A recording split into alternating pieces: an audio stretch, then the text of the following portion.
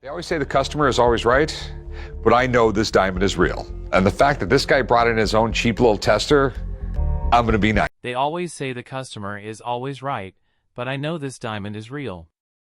And the fact that this guy brought in his own cheap little tester, I'm going to be nice. A celebrity walks into a pawn shop, but this isn't just any visit. Rick is about to lose one of his most prized possessions before he even realizes it's gone.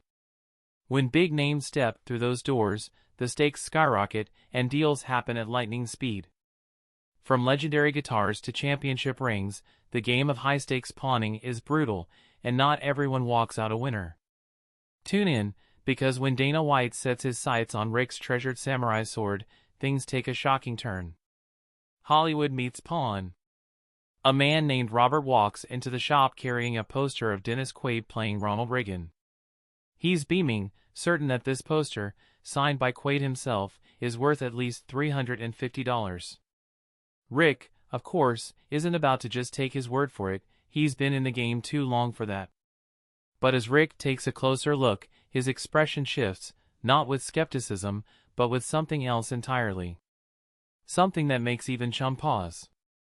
Rick asks the golden question, is this signature real?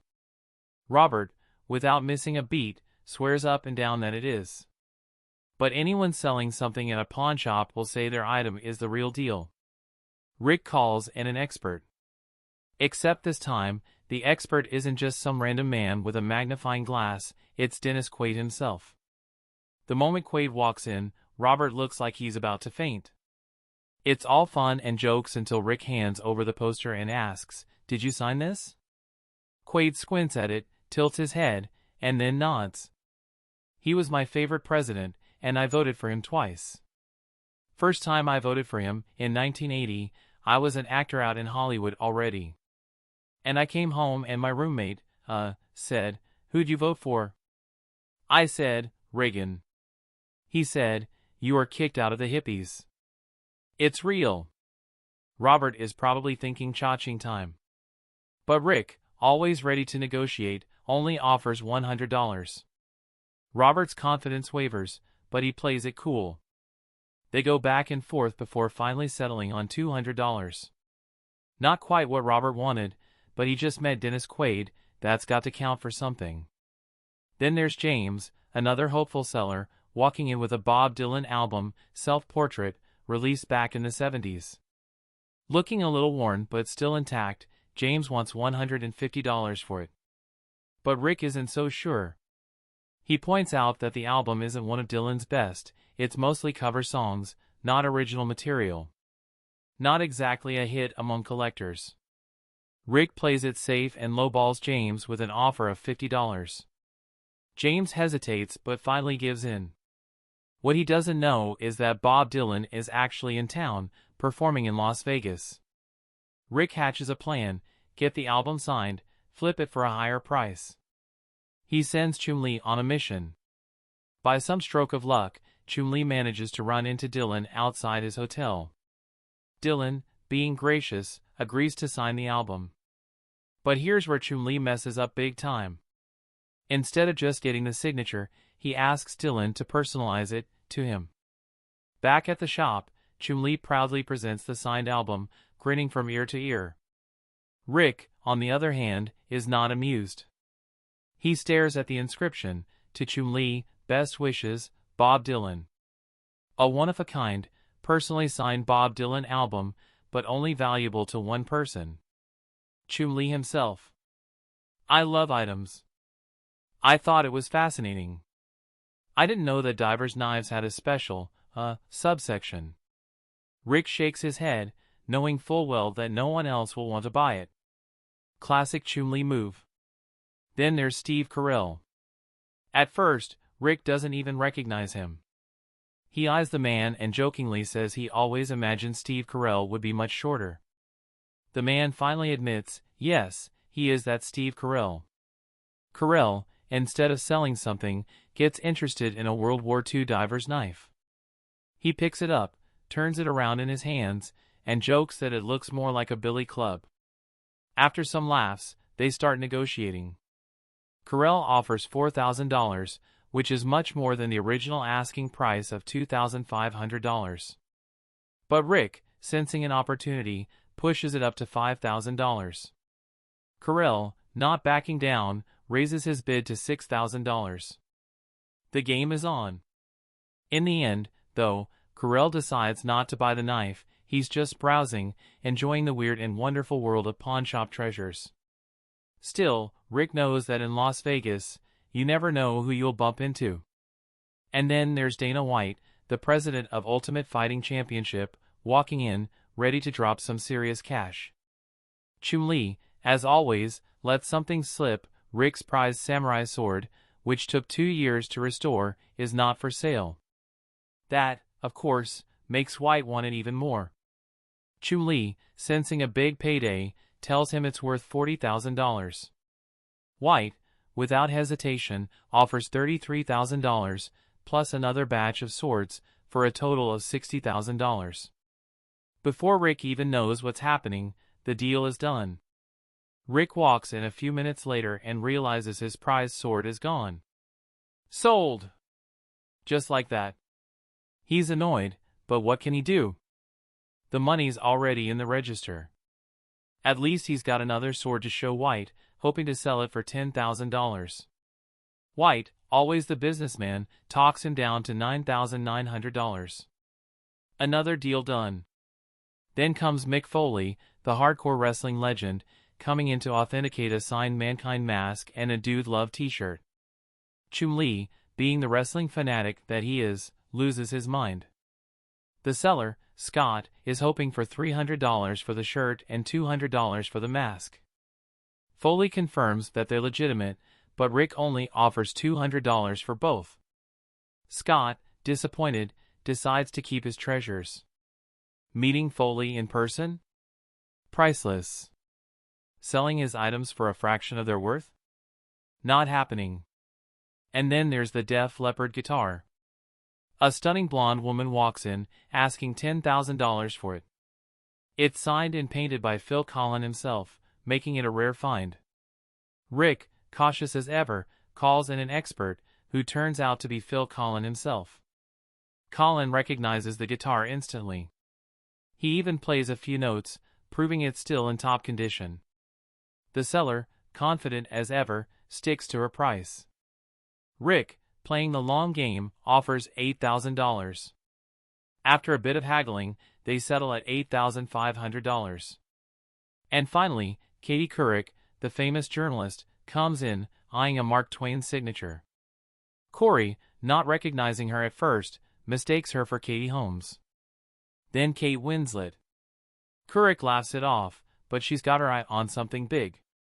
Rick, knowing the value of the Twain signature, prices it at $220,000. Couric balks. She wasn't planning on spending that much. She counters with $112,000. Rick, never one to miss an opportunity, agrees. A fair deal with a nice profit on top. Rick barely has time to process the day's deals before the next unexpected item turns up, a guitar too illegal to sell. The pawnshop business is full of surprises, and some of the biggest transactions in history have happened inside those four walls. When people need quick cash, they bring in anything from rare coins to luxury cars, hoping to walk out with a small fortune. And sometimes, they do. James Bond theme walked into the shop carrying his 1961 Fender Stratocaster. This was not just any old guitar, it had been played on classic recordings from the Beatles to Tom Jones. The price he asked for? $70,000. After some haggling, the deal closed at $55,000, a small price for a piece of rock history. When a piece of presidential history walks through the door, there is no way Rick Harrison is going to let it slip away. This time, it was a cigar box that once belonged to none other than John Fitzgerald Kennedy. And if that was not impressive enough, the cigars inside were still intact.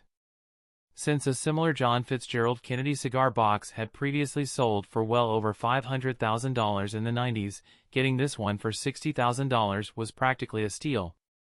Back in the year 2013, Hertz teamed up with Roger Penske to create a rare gem, only 150 custom GT Mustangs bearing his name.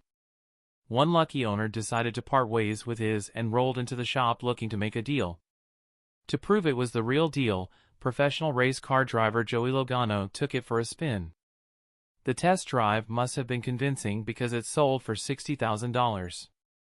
Rick Harrison does not just wait for treasures to walk through the door, sometimes he goes out looking for them. Concealed in all kinds of things, swords, canes, even cameras, treasures can be found in the most unexpected places. I've seen desks with hidden gun compartments, but I've never seen a desk as a gun. It's something straight out of a James Bond movie. When a customer offered $70,000 for a 1915 Panama Pacific $50 gold coin, Rick flew to one of the largest coin auctions in the country to track one down. After some intense bidding, he landed the coin for $67,500, leading with a solid profit. Rick found himself in a tough negotiation battle over a custom 1932 Ford Roadster with a sleek black paint job and a roaring 500 horsepower engine. This beauty was barely touched, having only 450 miles on it. After a back and forth that felt like a boxing match, they settled on $68,276, not too bad. Imagine winning a coin in a poker game and finding out it is worth a small fortune. That is exactly what happened when a man walked in with a 1922 high-relief dollar. He thought it was rare and valuable, asking for $20,000. Turns out, he seriously underestimated it. After an expert took a look, the coin's value shot up to $80,000. Whoever lost that coin in poker probably regretted it forever. Vic Flick's guitar was impressive, but it was not the most expensive one to hit the shop. That honor goes to a 1941 Gibson SJ200 once owned by Stephen Stills of Crosby, Stills, and Nash. The seller even had the bill of sale signed by Stills himself. With proof like that, Rick was not going to let it slip away. After some bargaining, he pulled out $85,000, making it one of the biggest guitar buys in Pawn Stars history. If one legendary guitar was not enough, here was another. Les Paul, the man who practically invented the electric guitar, had a massive influence on rock music. This guitar was in great shape, but unfortunately, the seller knew it too. So, they had to talk him down a bit.